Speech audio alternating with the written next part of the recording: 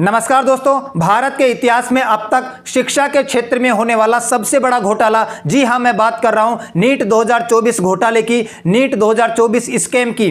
National testing agency, वो agency जो NEET की एग्जाम कंडक्ट करवाती है, उसने दिन दहाड़े बच्चों की जिंदगी के साथ खिलवाड़ किया है, बच्चों की महत्वाकांक्षाओं को रौंदा है, बच्चों के साथ दोगलापन किया है। 10 दिन पहले ही रिजल्ट दे दिया है। 14 जून 2024 को रिजल्ट आने वाला था, 4 जून 2024 को ही रिजल्ट दे दिया गया है। 4 जून 2024 से आपको कुछ याद आ रहा होगा, लोकसभा के चुनाव का नतीजा आया था, रिजल्ट आया था इस दिन। तो कमीशन ने यही सोचा कि इस दिन लोकसभा का रिजल्ट आ रहा है, पूरी दुनिया का ध्यान लोकसभा के परिणामों की तरफ है, शोर शराबे के बीच में हम भी परिणाम घोषित कर देते हैं और बच्चों की जिंदगी के साथ खिलवाड़ कर लेते हैं। बच्चों की आवाज कोई सुनेगा नहीं और इनकी आवाज दबकर रह जाएगी, लेकिन आवाज तो सुनी जाएगी। तो 10 दिन पहले रिजल्ट क्यों घोषित किया गया? उस दिन रिजल्ट क्यों घोषित किया गया जिस दिन लोकसभा के चुनाव का परिणाम आ रहा था? उस दिन ये क्यों किया गया? 67 बच्चों की पहली रैंक कैसे आ गई? 67 बच्चों के 720 में से 720 मार्क्स आए हैं। कैसे ये पॉसिबल है? कुछ बच्चों को ग्रेस मार्क्स दे दिए गए हैं, एग्जाम लेट होने की वजह से उनको अपनी मनमर्जी से नंबर चढ़ा दिए गए हैं। तो मैं आपके सामने आज दोनों पक्ष रखूंगा। पहला पक्ष तो यह है कि नेशनल टेस्टिंग एजेंसी जो नीट की एग्जाम कंडक्ट करवाती है, इसके ऊपर क्या क्या आरोप है, और दूसरा मैं पक्ष आपके सामने रखूंगा, नेशनल टेस्टिंग एजेंसी ने अपना एक्सप्लेनेशन पेश किया है, अपने आप को डिफेंड किया है, अपनी तरफ से कुछ एक्सप्लेन किया है। हर जो आरोप उन पर लगाया गया है, उन सभी आरोपों की उन्होंने व्याख्या की है। आपको फैसला करना है कि घोटाला है या नहीं, ये स्कैम है या नहीं। भारत के इतिहास का शिक्षा के क्षेत्र में होने वाला सबसे बड़ा घोटाला माना जा रहा है इसको थोड़ा डिटेल में समझते हैं। एक एक पॉइंट आपको मैं क्लियर करने की कोशिश करूंगा। सबसे पहले आप ये समझ लो कि नीट होता क्या है। नीट की फुल फॉर्म होती है national eligibility cum entrance test. पहले होता था all India pre medical test, AIPMT, all India pre medical test की जगह अब हम नीट बोलते हैं, national eligibility cum entrance test. इसके माध्यम से मेडिकल कॉलेज में एडमिशन मिलता है बच्चों को। जैसे IIT के माध्यम से इंजीनियरिंग कॉलेज में एडमिशन मिलता है, उसी प्रकार नीट के माध्यम से मेडिकल कॉलेज में एडमिशन मिलता है। आप MBBS करना चाहते हैं, BDS करना चाहते हैं, BAMS, BHMS, जो भी आप करना चाहते हैं, मेडिकल का कोई भी कोर्स करना चाहते हैं, मेडिकल की कॉलेज में एडमिशन लेना चाहते हैं, तो ये आपका स्कोर देखा जाता है। जैसे IIT के एग्जाम से इंजीनियरिंग कॉलेज में एडमिशन मिलता है, वैसे नीट के माध्यम से मेडिकल कॉलेज में ग्रेजुएशन के लिए एडमिशन मिलता है। और जो एजेंसी इसको कंडक्ट करवाती है वो है national testing agency. National testing agency की स्थापना 2017 में हुई है, नवंबर 2017 में, और 2019 से ये इस एग्जाम को कंडक्ट करवाती है। तो नेशनल टेस्टिंग एजेंसी वो एजेंसी है, या एक तरीके से आप कमीशन मान लो इसको। जैसे SSC की एग्जाम SSC कमीशन करवाता है ना, राजस्थान की बड़ी बड़ी एग्जाम RPSC करवाता है, इंडिया लेवल की बड़ी एग्जाम UPSC कमीशन करवाता है। तो NTA एक प्रकार का कमीशन है जो नीट की एग्जाम कंडक्ट करवाता है। और नीट के माध्यम से जो भी आपके सेंट्रल में, केंद्र में भी जो मेडिकल कॉलेज है, प्राइवेट या गवर्नमेंट, एम्स वगैरह में आपको एडमिशन मिलता है, और राज्यों के अंदर जो मेडिकल कॉलेज है वो भी इसी के माध्यम से आपको एडमिशन देती है। अब हम जानने की कोशिश करते हैं कि क्या क्या आरोप लगाए गए हैं NTA के ऊपर। पहला आरोप तो यही है कि 67 बच्चों की पहली रैंक क्यों आई है। 67 बच्चों की, 67 बच्चों की पहली रैंक आई है, और इसके माध्यम से भारत की टॉप मोस्ट कॉलेज में भी नंबर 1 रैंक वाले बच्चों को एडमिशन नहीं मिलेगा। जो आपकी दिल्ली एम्स है, एम्स दिल्ली के अंदर ओपन कैटेगरी से 50 ही सीट होती है, और यहां पर रैंक 1 लाने वाले 67 बच्चे हैं। इसमें से 50 बच्चों का ही रैंक 1 के ऊपर एडमिशन होगा एम्स में, 17 बच्चे तो अभी भी रह जाएंगे। तो रैंक 1 लाने वाले बच्चे भी मेडिकल कॉलेज में, एम्स के अंदर दिल्ली में एडमिशन नहीं ले पाएंगे। यहां पर टोटल ओपन कैटेगरी से सीट ही 50 है, और यहां पर तो नंबर 1 रैंक लाने वाले ही 67 बच्चे हैं। ये कैसा आपने खेल खेला है बच्चों की जिंदगी के साथ। दूसरा आरोप क्या है कि जो एक एग्जाम सेंटर है ना, उस एग्जाम सेंटर से 6 बच्चों के सीक्वेंस में 720 नंबर आए हैं। जैसे मान लो किसी का रोल नंबर है 42,87,419, तो 19, 20, 21, 22, 23 और 24 ऐसे सीक्वेंस में 6 बच्चों के रोल नंबर जो सीक्वेंस में हैं, उनके सबके 720 में से 720 आए हैं। ये कैसे पॉसिबल है? क्या 6 के 6 है ना, 6 के 6 इस काबिल थे कि वो 720 में से 720 नंबर ला सके? ऐसा तो हो नहीं सकता है। तो 6 बच्चों के एक ही सीक्वेंस में 720 में से 720 क्यों आए? दूसरा यहां पर आरोप है कि 8 बच्चों के, है ना, एक ही सेंटर से, और सेंटर था जज्जर, हरियाणा के जज्जर में एक सेंटर था जहां पर नीट की एग्जाम कंडक्ट करवाई गई थी, और यहां एक ही सेंटर में से 8 बच्चों के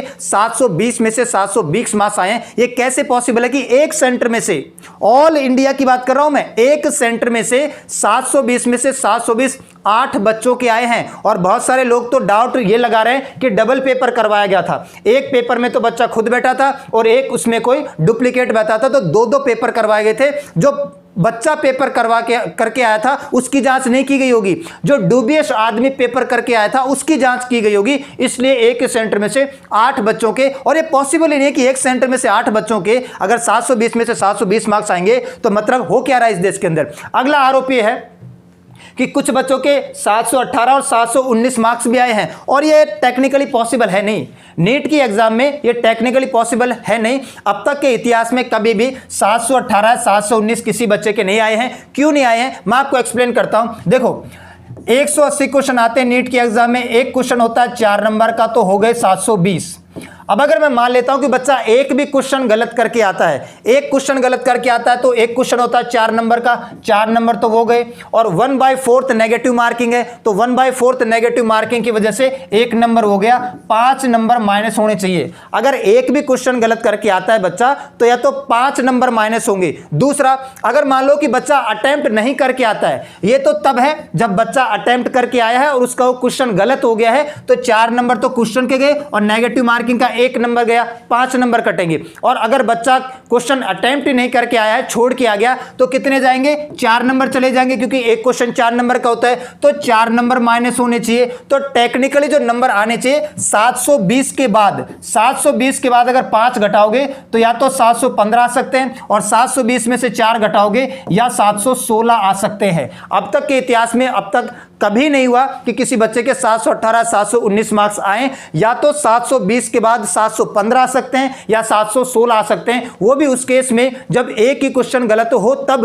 है ना। तो बीच की कैटेगरी में तो कोई मार्क्स बनता ही नहीं है। ये कैसे पॉसिबल है, ये कैसे हुआ, ये हमें समझ में नहीं आया। एनटीए ने समझाने की थोड़ी कोशिश तो की है, वो आगे नंबर आएगा। अगला आरोप ये है, एक आरोप है इसके ऊपर, अगला आरोप ये है कि भाई 14 जून को रिजल्ट आने वाला था, ठीक है, और रिजल्ट कब पेश कर दिया गया? 4 तारीख को रिजल्ट पेश कर दिया गया, ठीक है, 4 जून को रिजल्ट पेश कर दिया गया। 10 दिन पहले रिजल्ट पेश क्यों कर दिया? और उस दिन रिजल्ट पेश किया गया जिस दिन लोकसभा के चुनाव का परिणाम आया था, ताकि शोर शराबे के अंदर बच्चों की आवाज दब के रह जाए, बच्चों की जिंदगी के साथ तुम खेल पाओ, खिलवाड़ कर पाओ, है ना। तो 10 दिन पहले ही रिजल्ट क्यों घोषित कर दिया? यह भी इसके ऊपर एक आरोप है। और भी आरोप है कि जो बच्चे लेट, जिन एग्जाम सेंटर पर लेट एग्जाम शुरू हुई थी, जिन एग्जाम सेंटर्स के ऊपर लेट एग्जाम शुरू हुई थी, देरी से एग्जाम करवाई गई थी, वहां पर ग्रेस मार्क्स बांट दिए गए हैं, कॉम्प्लीमेंट्री मार्क्स बांट दिए गए, अपने हिसाब से कॉम्प्लीमेंट्री मार्क्स दे दिए बच्चों को। यह क्यों किया आप लोगों ने? इसके अलावा नारायण इंस्टीट्यूट का नाम आपने सुना होगा, नारायण संस्थान मेरे जस्ट बगल में है, यहां पर आपको त्रिवेणी चौराहा जयपुर में मिल जाएगा। नारायण संस्थान है, यहां पर फिजिक्स वाला है, यहां पर सीएलसी है, यहां पर अलीन है, यहां पर गुरुकुल है, यहां पर IIT M4 है, यहां पर सारे के सारे जो मेडिकल एग्जाम की तैयारी करवाने वाले इंस्टीट्यूट है जस्ट मेरे बगल में है। नारायण इंस्टीट्यूट के 8 बच्चों का सिलेक्शन हुआ है, मतलब नारायण इंस्टीट्यूट के 8 बच्चों को 720 मार्क्स आए हैं, है ना। एलिन के 14 बच्चों को 720 मार्क्स आए हैं। ये कैसे पॉसिबल है ना। इसके बाद में हम आगे की बात करते हैं।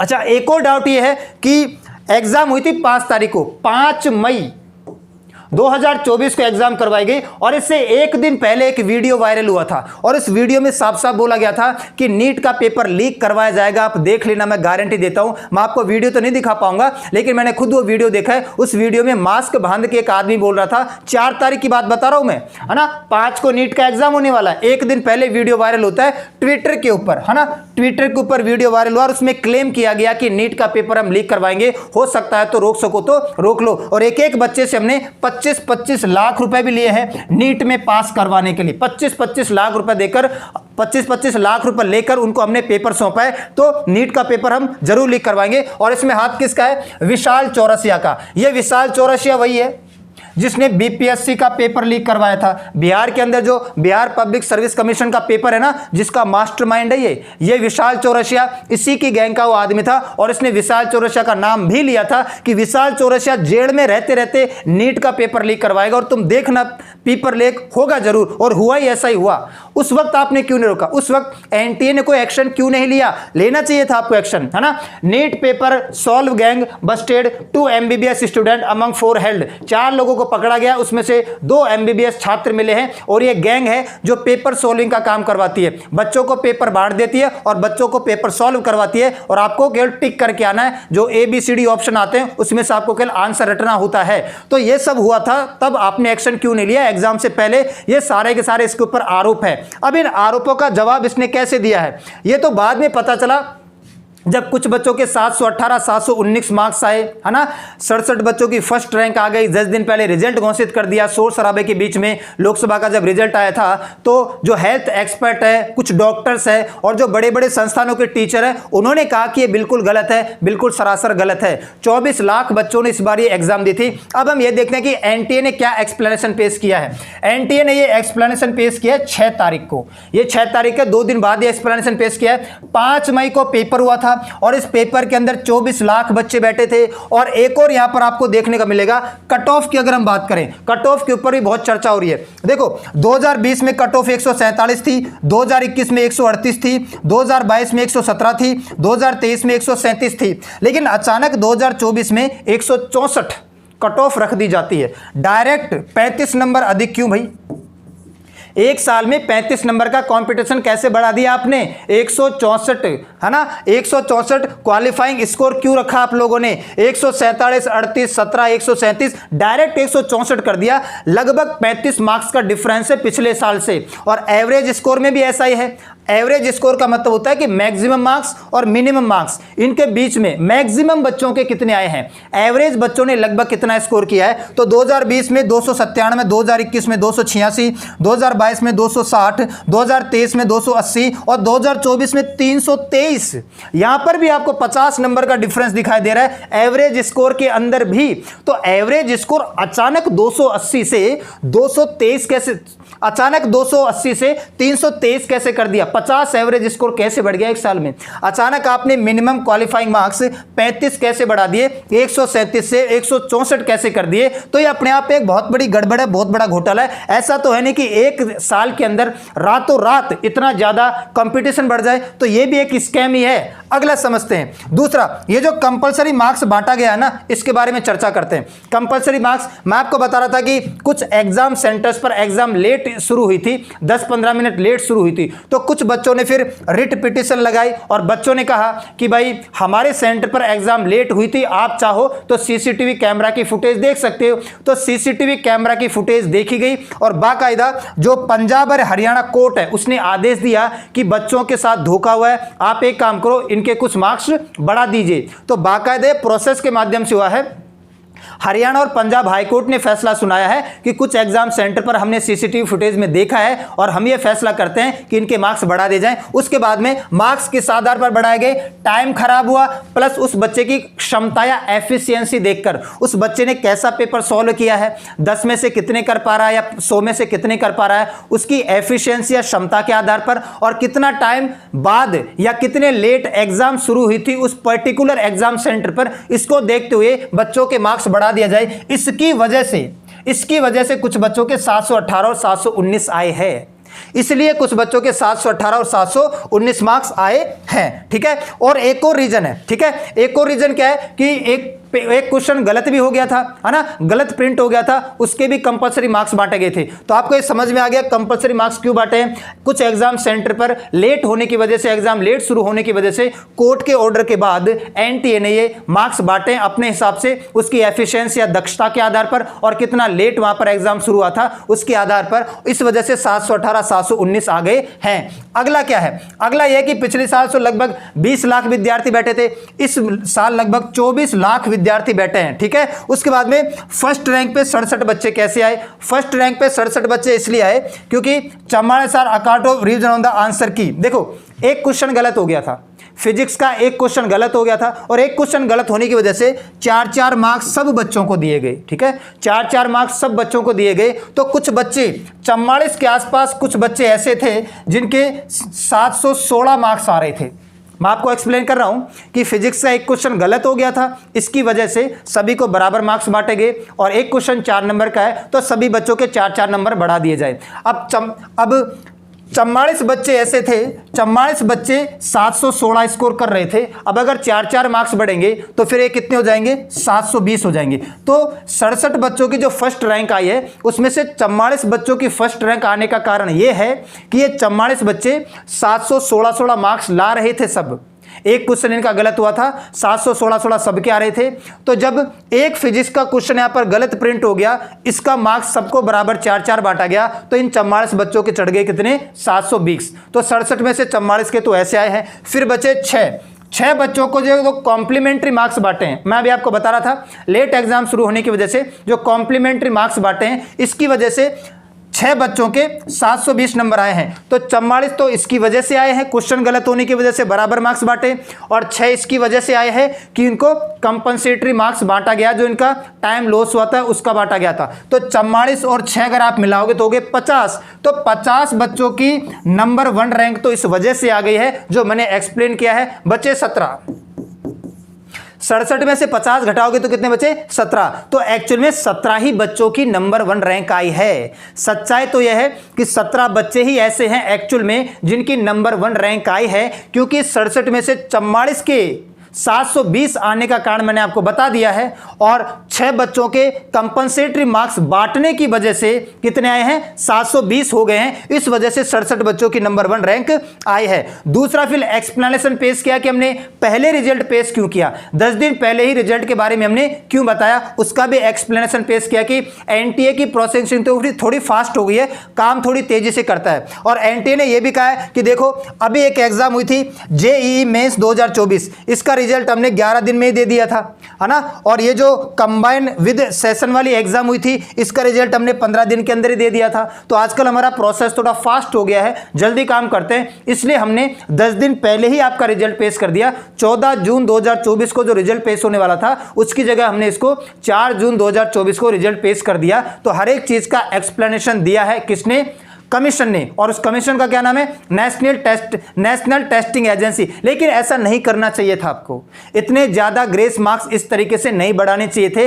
अगर ज्यादा ही लेट हो गया था तो आपको वहां पर वापस एग्जाम करवा देनी चाहिए थी बच्चों की। ऐसे 67 बच्चों की नंबर 1 रैंक लाओगे तो कैसे काम चलेगा, है ना। 10 दिन पहले रिजल्ट दे दोगे बिना किसी नोटिस के, बिना किसी इंफॉर्मेशन के, तो हमको शक तो होगा ही। 8-8 बच्चों के एक ही सेंटर से सेम मार्क्स आएंगे 720, तो शक होगा, ठीक है। इसके अलावा 718 मार्क्स होंगे आएंगे जिनका कोई एक्सप्लेनेशन नहीं है, तो भी शक होगा। इन्हीं वजह से बताया जा रहा है कि शिक्षा के क्षेत्र में अब तक का सबसे बड़ा घोटाला माना जा रहा है। ये मैंने आपको ये बताया है जो एनटीए ने एक्सप्लेन किया है अपने आप को।